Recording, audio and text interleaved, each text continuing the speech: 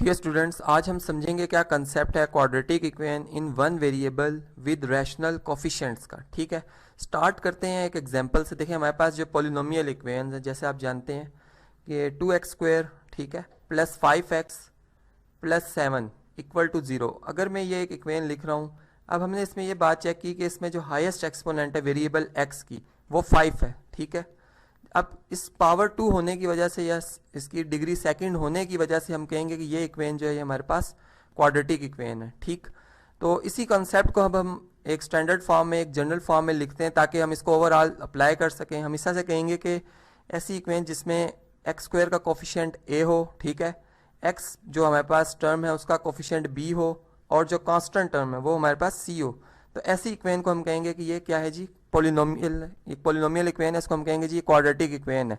तो बेसिकली इसमें x की जो पावर x वेरिएबल की वो 2 है, इस वजह से।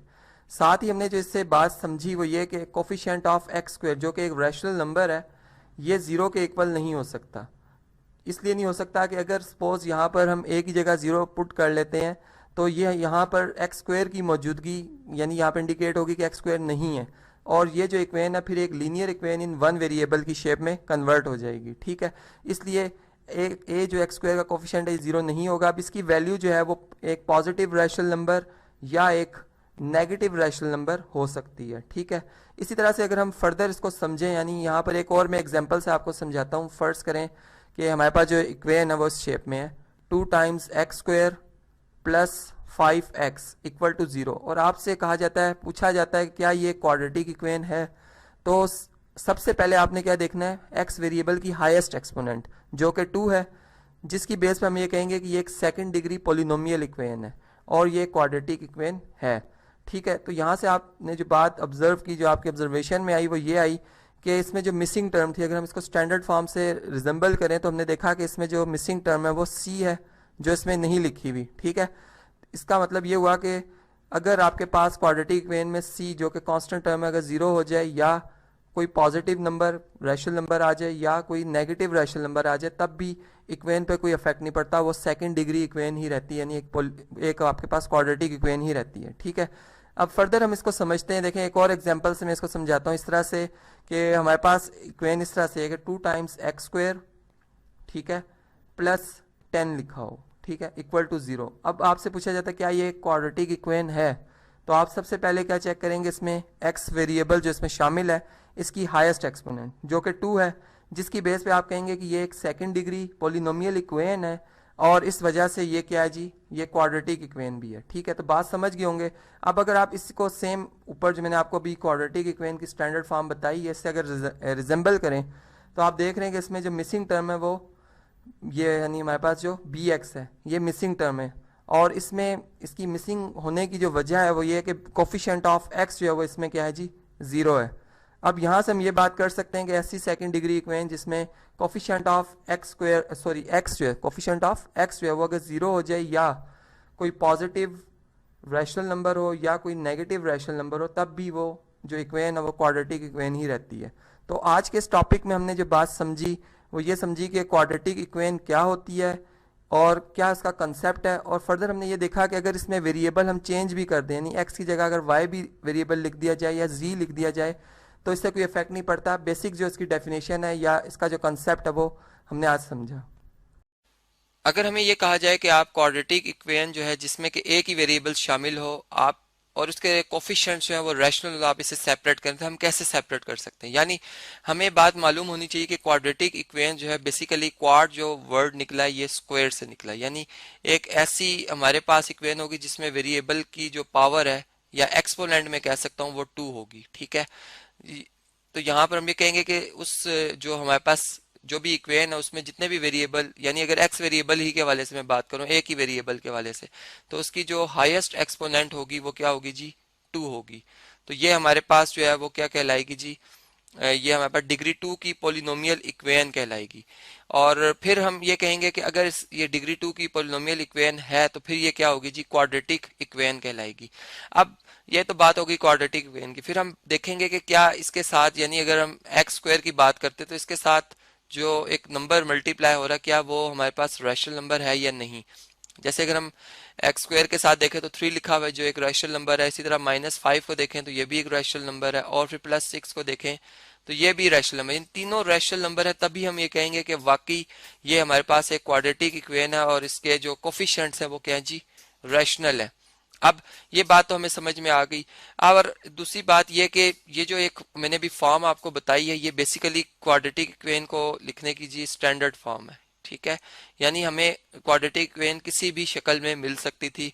इसकी जो स्टैंडर्ड फॉर्म बन सकती है वो हम ऐसे कहते हैं कि फिर वो ax² होगी प्लस bx होगी प्लस c और इक्वल टू 0। यानी हम इक्वेशन को सॉल्व करें और फिर अगर इस फॉर्म में ले आए और फिर हम देखें कि एक्सपोनेंट 2 है, तो फिर हम ये बात बिल्कुल गारंटी से कह सकते हैं कि ये जो हमारे पास क्वाड्रेटिक इक्वेशन है। और फिर वेरिएबल की तादाद भी हम गिन लें कि 1 वेरिएबल है या इसमें कितने वेरिएबल शामिल है। तो और साथ ही एक बात आपकी इंफॉर्मेशन में कि यहाँ पर जो कोफिशिएंट ऑफ x² होगा यानी a, ये 0 नहीं हो सकता। बाकी तमाम वैल्यूज 0 हो सकती है, यानी b भी 0 हो सकता है, c भी 0 हो सकता है और कोई भी रियल नंबर हो सकता है, लेकिन a भी कोई भी रियल नंबर हो सकता है लेकिन 0 के अलावा। क्योंकि अगर ये 0 हो जाएगा तो फिर ये हमारे पास सेकंड डिग्री इक्वेशन नहीं रहेगी। तो ये हमने फर्स्ट देख ली कि हमारे पास क्वाड्रेटिक इक्वेशन है। अब हम सेकंड अगर इक्वेशन की बात करते हैं तो इस पे लिखा हुआ 4x² इक्वल टू 9, और इसको अगर मैं स्टैंडर्ड फॉर्म में लाना चाहूँ तो मैं ऐसे लिखूंगा जी 4x² माइनस 9 इक्वल टू 0। अब हम देख रहे हैं कि इसमें एक टर्म मिसिंग है, यानी इसमें अगर मैं इसको इस तरह से लिखूं तो ये मेरे पास लिखी हुई है जी 4x² प्लस, चूंकि इसमें x वेरिएबल की मौजूदगी नहीं है तो मैं कहूंगा 0 टाइम्स x, ठीक है, यानी 0 उसकी मौजूदगी और फिर -9 इक्वल टू 0। तो ऐसी इक्वेशन, यानी यहाँ पर हम ये कह सकते हैं कि ऐसी इक्वेशन जिसमें x का जो कोफिशिएंट है, यानी यहाँ पे अगर हम देखें तो x का कोफिशिएंट b है, अगर इसमें 0 हो जाए तो उस इक्वेशन को हम कहते हैं कि हमारे पास प्योर क्वाड्रेटिक इक्वेशन है, खालिस, यानी खालिस जो है वो क्वाड्रेटिक इक्वेशन है, ठीक है। तो यहाँ पर मैं ये भी साथ ही आपकी इंफॉर्मेशन में बताता चलूँ। और इसी तरह अब ये हमने देखा कि वाकई ये हमारे पास क्वाड्रेटिक इक्वेशन है। और फिर दूसरी बात कि इसके अगर कोफिशिएंट्स को भी देख लिया जाए साथ ही, तो ये भी हमारे पास अगर इसको चलें स्टैंडर्ड फॉर्म में लाया जाए तो -9 बनता है, जो कि वाकई एक रैशनल नंबर है। तो फिर दोनों लिहाज से हम ये कहेंगे कि ये हमारी कंडीशन को फुलफिल कर रहा है। इसी तरह अगर हम थर्ड जो है इक्वेशन को देखें तो ये इस वक्त फैक्टराइज फॉर्म में है। हम इसको क्या करेंगे, इसको हम सॉल्व करेंगे। जैसे x को x से, यहाँ पे अगर आप देखें तो ये एक फार्मूला अप्लाई हो रहा है जी, a प्लस b, यानी सम जो हमारे पास टर्म्स उनका सम और फिर उनका डिफरेंस और उनका प्रोडक्ट। तो ये हमेशा जो है इनके square of difference of terms के बराबर होता है, यानी इनके a² माइनस b² के बराबर होता है। यहाँ से हम डायरेक्ट कह सकते हैं ये x² -1, चूंकि 1 का स्क्वायर 1 ही होता है। और फिर अगर 4 को इधर शिफ्ट कर लिया जाए तो -4 इक्वल टू 0 होगा। और इसे अगर हम सिंप्लीफाई करें तो ये हमारे पास लिखा हुआ है जी x² -5 इक्वल टू 0, जो कि फिर हम कह सकते हैं एक प्योर क्वाड्रेटिक इक्वेशन है, जैसे यहाँ पे मैंने आपको बताया था। और इसके कोफिशिएंट्स अगर आप देखें तो वो हमारे पास क्या है जी, रैशनल नंबर्स ही हैं। तो और वेरिएबल भी एक ही शामिल है, हमने साथ साथ ये बात भी देखी। अगर हम इस इक्वेशन को देखते हैं तो ये भी इसी तरह से हमें पहले सिंप्लीफाई करनी पड़ेगी। हमें इसको यहाँ पर एक फार्मूला अप्लाई हो रहा है जी a plus B whole square का, जो कि इक्वल होता है a का स्क्वायर यानी 2 का स्क्वायर आएगा प्लस b का स्क्वायर आएगा यानी x का स्क्वायर आएगा और फिर प्लस 2ab यानी 2 इंटू 2 इंटू x आ जाएगा। और फिर प्लस 5 है और ये 3 अगर हम इसको भी अगर लेफ्ट साइड पे शिफ्ट कर दें तो -3 इक्वल टू 0 आ रहा है।